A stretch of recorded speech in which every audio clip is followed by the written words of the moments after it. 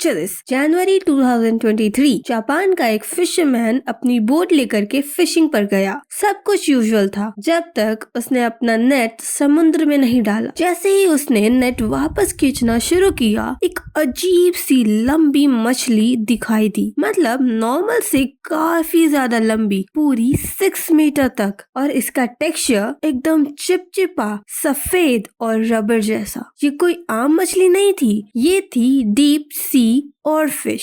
सुनने में ये कूल लग रहा है, पर जापान में लोग इसे एक वार्निंग साइन मानते हैं। जापानीज लीजेंड के हिसाब से अगर ऑरफिश सरफेस पे दिखाई दे जाए तो इसका मतलब है कि कोई बड़ी तबाही आने वाली है, स्पेशली एक विनाशकारी भूकंप। और गेस करो, 2011 के जापान अर्थक्वेक के पहले ऐसी ही 20 ऑरफिश जापान के सोर्स पर मिली थी। अब ये सिर्फ एक कोइंसिडेंस है या इसमें सच्चाई छुपी है, क्योंकि पिछले कुछ सालों में ये पैटर्न और भी वियर्ड हो गया है। 2023 में एक फिशरमैन ने एक ही बार में 50 और फिश पकड़ी। 2024 में कैलिफोर्निया के सोर्स पर ये 3 बार देखी गई। और सबसे शॉकिंग, फरवरी 2025 मैक्सिको में एक जिंदा और फिश मिली। ये सिर्फ एक मछली का केस नहीं है, डीप सी के अजीब और रेयर क्रिएचर्स अब सरफेस पर दिखाई देने लगे हैं, जैसे कि जायंट पैडनॉम जेलीफिश, जिसमें 10 मीटर तक के लंबे रिबन्स लाइक टेंटिकल्स होते हैं। ये अंटार्कटिका के सिर्फ 80 मीटर की गहराई में मिल गई, जबकि ये नॉर्मली 1 to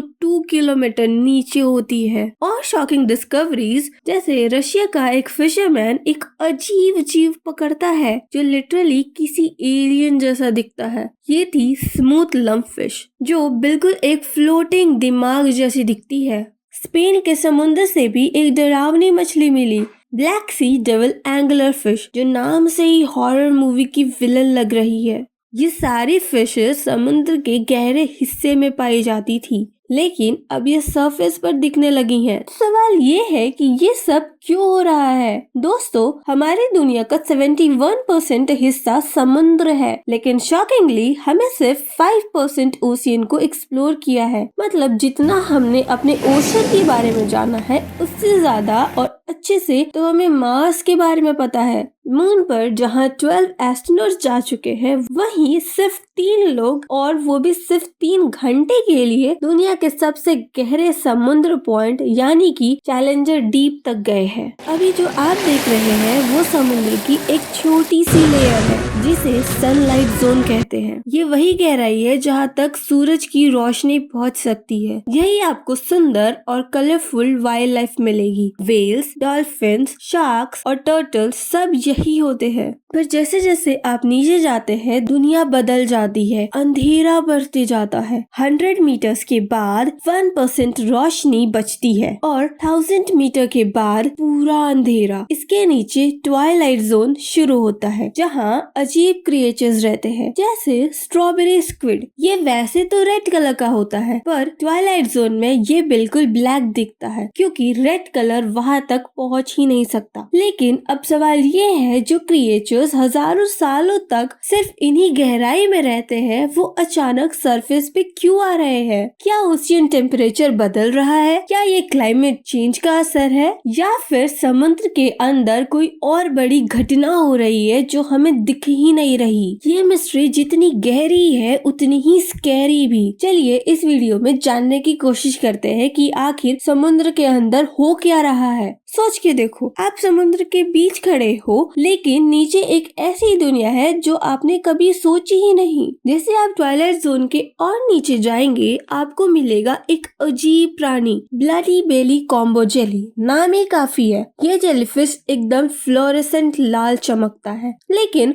डीप सी के ज्यादातर क्रिएचर्स तो लाल देख ही नहीं सकते, तो टेक्निकली ये छुपाने के लिए लाल कलर के हैं। समुद्र का तो लॉजिक ही अलग है भाई। लेकिन एक सेकंड, ये देख रहे हो, ये एक जल परी जैसी दिखने वाली सी एंजल है। नाम सुन के लगता होगा कि ये एक कोई प्यारा सा प्राणी है, राइट? अरे भूल जाओ, ये इंसान की एक उंगली से भी छोटा होता है। अंधेरे में इसका काला पेट चमकने लगता है और फिर एकदम शैतान बन जाता है। जैसे ही इसका शिकार करीब आता है ये अपनी चमक बंद कर देता है और बूम, गेम ओवर। अब बात करते हैं एक और एलियन लेवल फिश की, बैरली आइज फिश। इसका सर बिल्कुल ट्रांसपेरेंट होता है, एकदम स्काई-फाई मूवी के डमी जैसा। पहली नजर में लगेगा कि इसकी आंखें इसके सर के ऊपर वाले 2 काले डॉट्स है, लेकिन नहीं, इसकी असल आंखें हैं वो हरे रंग के बल्ब। और सुनो सबसे क्रेजी बात, ये आंखें सिर्फ ऊपर की तरफ ही देख सकती है। अब ट्वाइलाइट जोन खत्म होता है और मिडनाइट जोन शुरू होता है। यहाँ धूप तक नहीं पहुँचती, पूरा अंधेरा। और यहाँ का सबसे आइकॉनिक विलन यानी कि डीप सी एंगुलर फिश, मतलब एक फिशिंग पोल वाली मछली। इसके सिर पे एक चमकता बल्ब होता है जिससे ये अपने शिकार को ट्रैप करती है। लेकिन अब सबसे क्रीपी फैक्ट सुनो, इसका रिप्रोडक्शन मेल फिश फीमेल से 10 गुना छोटा होता है और उसे बस एक काम होता है, रिप्रोड्यूस करना। जैसे ही एक मेल फीमेल से मिलता है वो उसके शरीर का एक पार्ट बन जाता है, ऑर्गन्स शेयर होते हैं और धीरे धीरे मेल फीमेल का एक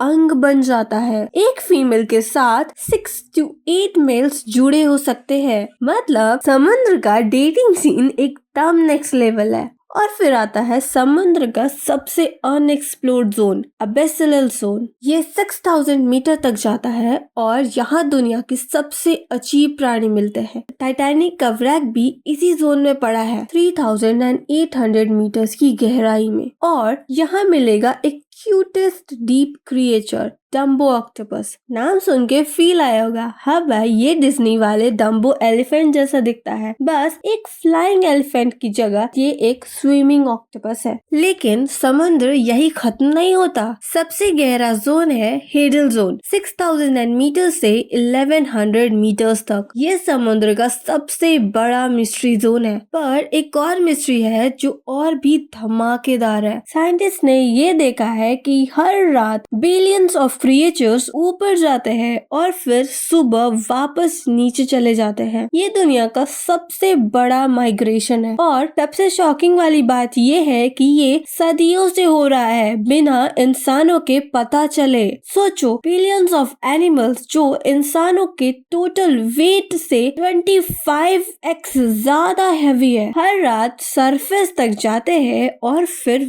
वापस गहराइयों में चले जाते हैं। साइंटिस्ट इसको टायल वर्टिकल माइग्रेशन बोलते हैं और ये हर दिन होता है, वो भी बिना फेल हुए। और अब असली सवाल, ये क्रिएचर्स सिर्फ रात को सरफेस पे क्यों आते हैं? सिंपल आंसर, क्योंकि खाना खाना है पर बिना खाए जाए। शार्क्स, व्हेल्स, डॉल्फिन्स ये सब इन बेचारी छोटी मछलियों और डीप सी क्रिएचर्स के दुश्मन है। इसीलिए ये सिर्फ रात में सरफेस पे आते हैं खाना ढूंढने और सुबह होने से पहले फिर लौट जाते हैं समुद्र की गहराइयों में। लेकिन कुछ सालों से कुछ अजीब हो रहा है। ये क्रिएचर्स अब सरफेस पे सिर्फ रात को नहीं बल्कि परमानेंटली माइग्रेट हो रहे हैं। मतलब ये कि समुद्र की पुरानी सिस्टम बिगड़ रही है। और इसका एक बड़ा रीजन है क्लाइमेट चेंज। ग्लोबल वार्मिंग सिर्फ धरती पर नहीं बल्कि समुद्र के अंदर भी तबाही मचा रहा है। सोचो, जितनी भी हीट ग्लोबल वार्मिंग की वजह से निकल रही है उसका 90% समुद्र एब्जॉर्ब कर लेता है। समुद्र अब पहले से ज्यादा और गर्म हो रहा है। और समस्या ये है कि ये गर्मी सिर्फ समुद्र के सरफेस तक लिमिट नहीं है। डीप सी अब भी वैसे का वैसा ही ठंडा है। गर्म पानी हल्का होता है और ठंडा पानी भारी, दोनों इजिली मिक्स नहीं होता।